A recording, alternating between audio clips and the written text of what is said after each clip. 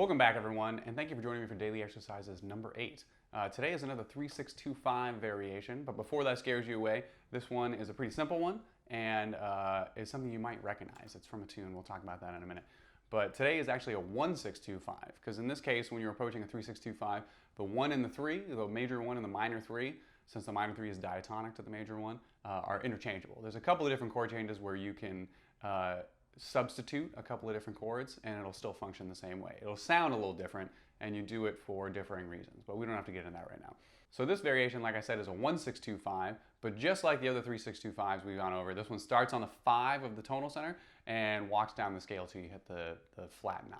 But this one just keeps walking down till you hit the 4 and then outlines the 2 chord, arpeggiates the 2 chord, and then plays a major pentatonic over the 5 and then resolves in the 1. So it's pretty easy to break this change down, or it's pretty easy to break this lick down, into 4 simple steps, and then you'll know all the changes and you'll know how it functions. You can also think about it in relation to the tonal center, which is what I usually do, but knowing what's going on can help you when you're trying to mix and match these licks. So this is why we're learning all these different variations. So in relation to the tonal center, you're walking down from the 5, you're walking all the way down to the 4, you're arpeggiating, and then you're playing a major pentatonic, and then you're resolving back to the 1. So I'm going to play this. I'm in B flat for me, which is concert A flat for anybody that uses transpose out there, and I'll tell you why in a minute we're choosing that key. But here's the lick here.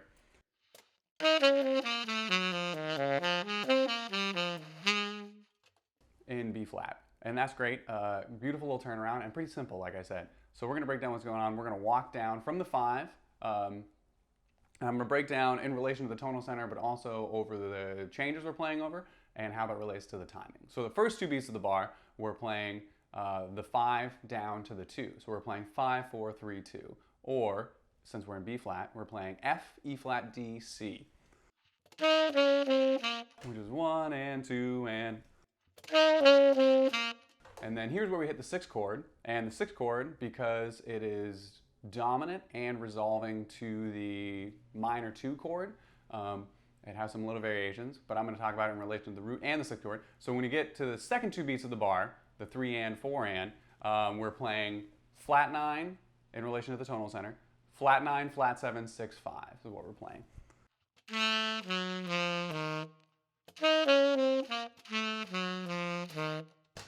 Flat 9, flat 7, 6, 5. Which in B flat is the flat 9, C is 9, the flat 9 is B, if you want to think about it, or C flat, however you want to think about it. I like to think B because I think a raised root. So we're playing 5, 5, 4, 3, 2, flat 9, flat 7, 6, 5, or B, A flat, G, F. I know singing it I'm way out of tune, but you got to try to get into the hang of that. So B, A flat, G, F, which is flat 9, flat 7, 6, 5. Now that in relation to the 6th chord is 3, flat 9, 1, 7. That's pretty common. We've played that in other variations as well, which is B, A flat, G, F, because the 6th chord of B flat is G. And if you're looking at G and you think flat, or you think 3 of G is B, the flat 9 of G is A flat, G is the root of course, and then the flat 7 is F. So same thing. So the first, and which is the second 2 beats of the bar, so that's 3 and 4 and B, A flat, G, F. So the whole first bar is you're walking down from the 5 down to the 5 again. So you're walking 5 to 5. So you're playing F, E flat, D, C, B, A flat, G, F. And then here, that's the most complicated part of this whole lick. The second part of the lick, when you get to the bar 2, the first 2 beats of the bar are just arpeggiating the 2 chord starting on the 3. So if you know your minor 2 chord and you've been playing your arpeggios, this should be very simple for you. So in relation to the tonal center, we're in B flat, you resolve to E flat. You're playing E flat, G, B flat, D, or 4, 6, 1, 3. 4, 6, 1, 3 in relation to B flat, or in relation to the 2, you're playing 3, 5, 1, or 3, 5, 7, 9 is what you're playing in relation to the 2 chord. Because in B flat, the 2 is C, and you're starting on the minor 3, the flat 3 of the C chord. So if the C is C, E flat, G, B flat, you're playing E flat, G, B flat, D, or 3, 5, 7, 9. Or in relation to the tonal center, which is how I like to think about it, you're playing 4, 6, 1, 4, 6, 1, 3 is what you're playing. Instead of thinking 3, 5, flat 7, 9, you're thinking 4, 6, 1, 3. Which in relation to B flat, or in relation to the notes we're playing, is E flat, G, B flat, D. Which is the first two beats of the bar. So E flat, G, B flat, D. And then you're playing a minor pentatonic over the 5 chord. So if you know your pentatonic scales, they are the major pentatonics, excuse me. You're playing 1, 2, 3, 5 is major pentatonic, and that's every key, 1, 2, 3, 5. So we're descending that. We're playing 5, 3, 2, 1. So B flat is your tonal center. F is your the 5 of B flat. So 5, 3, 2, 1, and F is C, A, G, F. Or in relation to the tonal center, that is 2, major 7, because you're resolving to B flat at this point. 2, major 7, 6, 5. So that's the last two beats of the bar, 3 and 4 of measure 2. So 3 and 4 and then you resolve to the tonal center. So the whole thing sounds like this.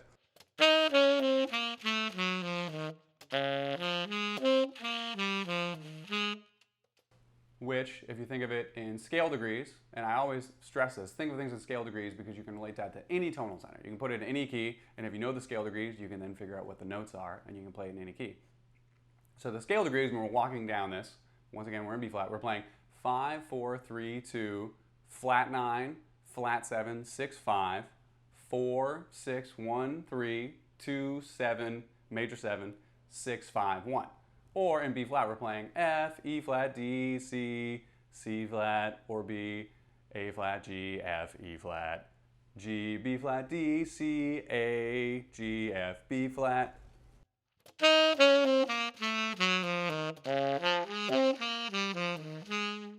And this one's great, and like I said, easy to break down because every time you play 4 notes, you're playing over a chord. And then when you get to the next chord, you're playing 4 notes over that chord, and it's diatonic to that chord and diatonic to the key that we're in.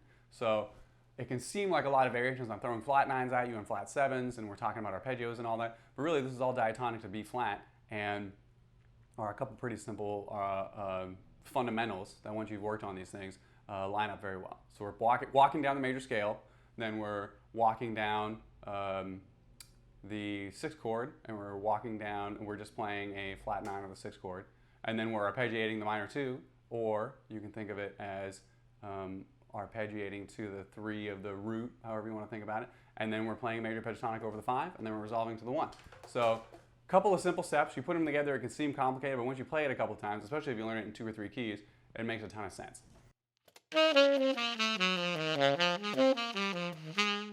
So a couple of you out there might recognize this lick, and that's because this turnaround comes from Donna Lee. It's the last turnaround in Donna Lee. So if you know Donna Lee, the end of Donna Lee,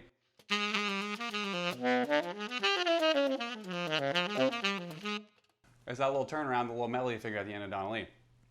And Donna Lee is a great resource. I know it's a difficult song and it can seem really intimidating, but if you go on YouTube, you can look up a version of Donna Lee. There's a bunch of different versions, and you can, I don't know if you know this about YouTube, but you can slow down the speed at which videos are playing. So you can slow it down and you can just click back and listen to the same part over and over again until you figure it out, write it down, work it out one lick at a time. Because Donna Lee has a bunch of bebop language that's worked out into a beautiful melody. And it's based off some great chord changes. That's from a song called Back Home in Indiana, but it's a contrafact. We'll talk about that later. But each little melody phrase is a beautiful bebop turnaround, and they're all functional, and they're all applicable to a bunch of different situations. So you learned Donna Lee, and you've learned a bunch of jazz language, bebop language, but jazz language that you can learn in all 12 keys. You can learn each phrase in all 12 keys. You don't have to learn my whole melody in all 12 keys. You can learn each one of these phrases in all 12 keys and apply it to a bunch of different situations and a bunch of different turnarounds. That lick right there is one of my favorites from Donna Lee, but there's a bunch of other great ones. Like the whole melody is amazing. But that leads me to my next point.